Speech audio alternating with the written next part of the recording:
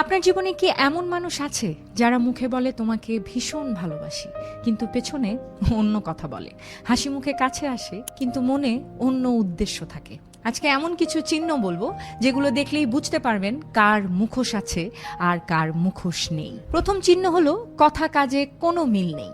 মুখোশধারী মানুষ অনেক কথা বলে, বড় বড় প্রতিশ্রুতি দেয়, কিন্তু সময় মতো কোথাও তাকে পাওয়া যায় না। কারণ কথা দেয়া বা কথা বলা সহজ, কিন্তু কাজ সত্য বলে। দ্বিতীয় চিহ্ন হলো আপনার সাফল্যে খুশি হয় না একদমই। সত্যিকারের মানুষ আপনার ভালো দেখলে আনন্দিত হয়, কিন্তু মুখোশধারী মানুষ হাসে বাহির থেকে আর জ্বলে পুড়ে ছারখার হয়ে যায় ভেতর থেকে। আপনার সাফল্যের গল্পে হঠাৎ প্রশ্ন পাল্টে ফেলে, কখনো সরাসরি প্রশংসা করে না। তৃতীয় চিহ্ন হলো শুধু দরকারের সময় তাকে পাওয়া যায়। আপনি কষ্টে থাকলে তাকে ধারের কাছেও কোথাও দেখা যায় না।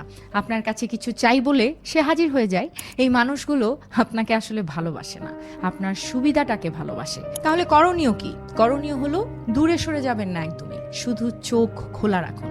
মানুষকে তার কথায় নয়, তার কাজে বিশ্বাস করুন।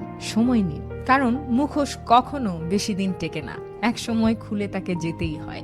আর যারা মুখোশ ছাড়া আপনার পাশে আছেন তাদের আঁকড়ে ধরে রাখুন, তাদের ভালোবাসুন, তাদের যত্ন নিন। এই মানুষগুলো জীবনের সবচেয়ে বড় সম্পদ।